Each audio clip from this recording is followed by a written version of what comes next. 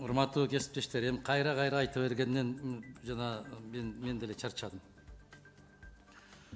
Мына текстти карап олтуруп, мына карагылачы айланайындар, муну окуу мүмкүн эмес. Сиз өзүңүз окудуңузбу ушуну? Окудум. Эч ката таппадыңызбы? Ката тапкан жокмун. Сиз бир жигиттей болуп атасыз, жана президенттен кемчилик көрдүңүзбү, кемчилигин тапкан жокмун дегендей. Муну карабайсызбы? Караңыз анда, биринчи беренени караңыз. Биринчи берененин 3-чү абзацын караңыз. Эгер кыргыз болуп кыргызча түшүндүрө алсаңыз, мен азыр эки колумду көтөрүп берем. Окуйбуз. Жаңы беттен карап караңыз. Чыгымдарга жана адамдардын жашоо аракет шартынын бузулушуна. Бул не деген сүйлөм? Сиз не деп түшүнөсүз ушуну? Кайсы бүтүн айтып атасыз? Биринчи беренен 3-чү абзац. 3-чү абзац. Караңыз. Материалдык чыгымдарга жана адамдардын жашоо аракет шартынын бузулушу. Адамдардын жашоо аракет шарты деген эмне деген түшүнүк бул? Түшүндүрүңүзчү? Таптыңызбы? Биринчи берене 3-чүсүндө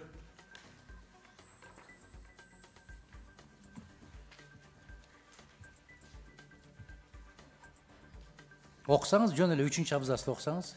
өзгөчө кыллардын алуу жана өзгөчө кыллардын келип чыккан тобокелдиги мүмкүн болушу. Жок, 3-чү абзацты билесизби? Сиз 4-чү абзацка өтүп кеттиңиз.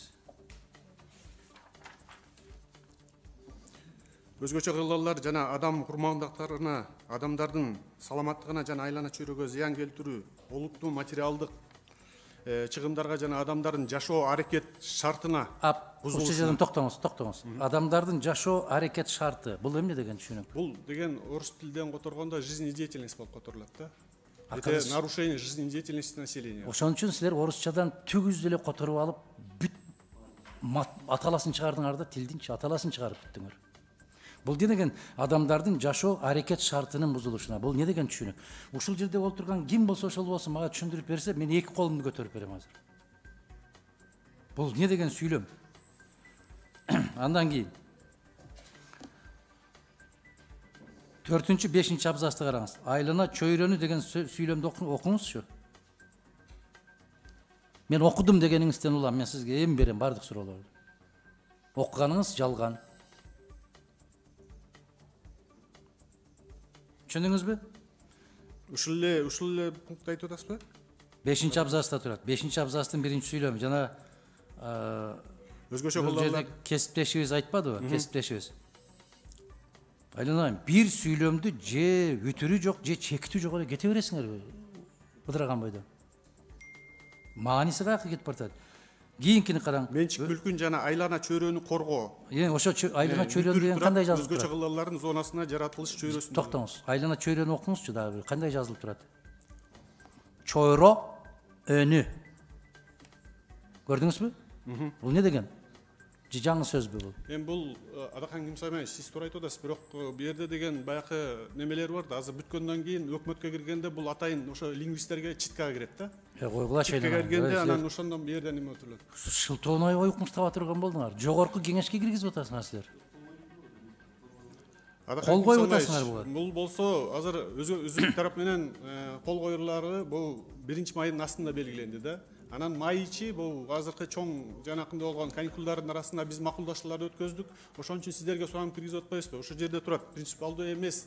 Эгерде өзгөртүүлөр менен кол коюуга уруксат берилсин. Мен токтоңуз. Мен сиздин маданияттуулугуңузду, сабаттуу болуңузду айтып атам. Мен ал эл аралык процедураны айтып аткан жокмун. Биз моюн калабыз буларды бакы. Качанга чейин ала бересиңер мойнуңар уже көтөрө албай калды. Тарайбыз да. Мойнуңар көтөрө албай калды ала берип. Мойнун көтөрүлбөй, өкмөттүн мойнун көтөрө албай калды. Андан кийинки абзацты караңыз. Өзгөчө кырдаал зонасы, бул аймагы деген сөз түшүнүгүңөрдө туурабы? Өзгөчө кырдаал келип чыккан тараптардагы деген бул не деген түшүнүк? Тараптардагы деген. Не деген сүйлөм бул? Жаңы сөзбү бул? Мүмкүн мен артта калгандырмын. Өзгөчө кырдаал келип чыккан тараптардагы деп. Эми караңыз. Ушундай жазылабы, тараптардагы деген сөз? Ушундай жазылабы? Кандай жазылат? Тараптардагы? Ушундай жазылабы? Ушу туура жазылып турабы? Жок, тын ордуна келет. Азамат, рахмат. Үмүт отун жандырып атасыңар. Эми Тараптардын уюмдашкан адистер тобу зарыл болгон учурда тарабынан кызматтык иттер менен. Бул не деген? Бул кызматтык иттер служебный собаки. Түшүнөм. Сүйлөмдү толук окуңузчу. Зарыл болгон учурда тарабынан кызматтык иттер менен. Эмне болгон тарабынан? Кайсы тарабынан? Эки тарап болуп атат да. Өзбек тарапы. Мейли. Сүйлөмдү карабайсызбы? Болсо жабыркаган тарап болуп атат, бирөөсү жардам көргөзгөн тарап болуп атат. Сүйлөмдү окубайсызбы? Зарыл болгон учурда тарабынан кызматтык иттер менен.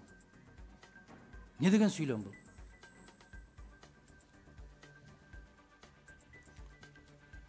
Кызматтык иттерди түшүнөм, кызматтык адамдар дагы бар анын ичинде. Кимисине кирет бул? Адамдарга киреби же кызматтык иттерге киреби? Тараптар болсо, бул болсо эки тарап болуп атат, ошолордун кызматтык иттери болуп атат да. Адахан Исмаилович. Айынан ушул күнгө жетем деп ойлободум эле дагы. Эми не деш керек экен буга? Не деш керек? Мына зарыл болгон учурда тарабынан кызматтык иттер. Кайсы тарап? Бул жок, бул бак эми тараптардын деген маани да. Маанини сиз айтып атасыз азыр. Сүйлөм кандай болуп атат? Сиз тура айтып атасыз. Дагы мунуну караңыз. 4-чү беренени окуңуз.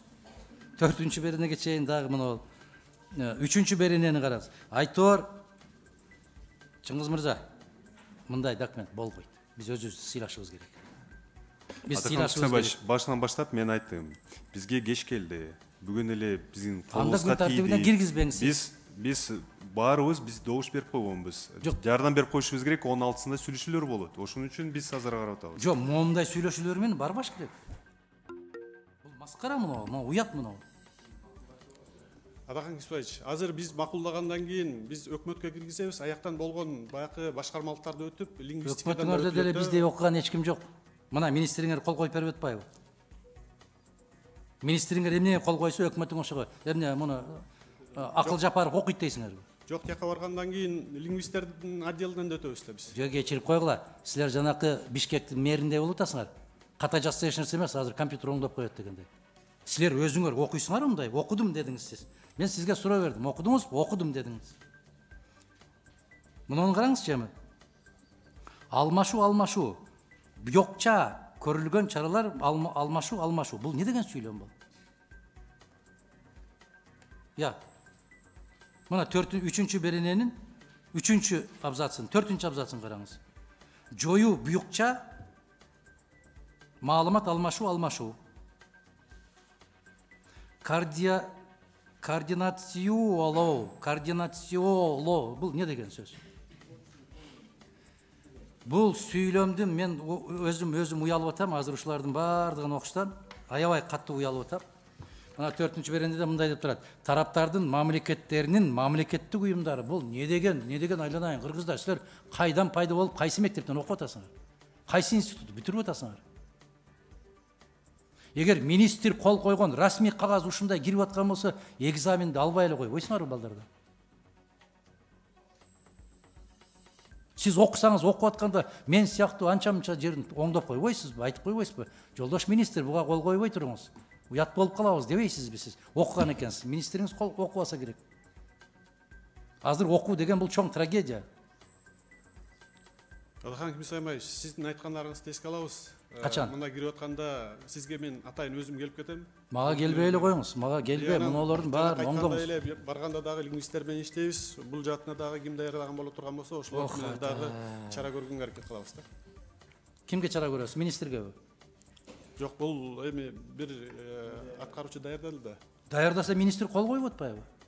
Жок, эми ошонун моюнуна алып атабыз, Адахан Исмаилович. Эми ошондуктан сиздерден сурагандык элек, эми азыр ушу менен колдоп берсеңиздер, биз ошол менен өкмөткө тарап тазалап, жакшынакай кылып киргизебиз. Аяктан дагы лингвистикадан өткөзүп, эми 26-сында болот экен, эми бияктан эми катасына эмес, эми бак маанисине карайлы да. Мааниси жок болуп атпайбы, айланайын. Мен маанисин окуп атам ошо. Тараптардын иттери менен дейсиңер, бул кайсы деген, бул не деген сүйлөм пайда болот? Өзбекчөсү дагы бар да мунун, Өзбекчеси бар, өзбектерде. Барбы? Ошо өзбекчөсүн берип койсоңуз, ошону да карайлы, алар кандай жазды экен. Барбы силерде? Бизде жок. Кечиресиз, өзгөчө тапшырма бербей эле комитет четке какты. Четке какты эмес. четке как. Себеп ушундай негиздин натыйжасында. Экинчиси, биз кезексиз өткөрүп бергенге даярбыз. Кезексиз жыйын өткөргөнгө даярбыз. Мен айтып атпаймынбы? Эми бала дагы кечинде бир кошунасынан бир тоогун же жумурткасын уурдап келген болсо, макул айынан айын жей берген, бирок эртең уурдабай, башынан сылап коюшубуз керек экен. Мына ушундай жагдайда азыр. Биз канчанчы жолу айтып атабыз? Биз өзүбүздүн жогорку кеңешке да айтабыз. Мына президиумда отургандарга айтабыз го, бирдеме десеңер, аппарат эске алсын, аппарат эске алсын. Жогорку кеңеш иштейби же аппарат иштейби бизде? Сиз туура айттыңыз. Жогорку кеңешти кыскартабыз, элге жакшы көрүнөбүз, аякка жакшы көрүнөбүз, натыйжада кыскартып, аппараттагы бөлүмдүн жетекчи, бөлүмдүн кызматкерлери эмес, биз депутаттар үлгүрбөй атабыз окуп.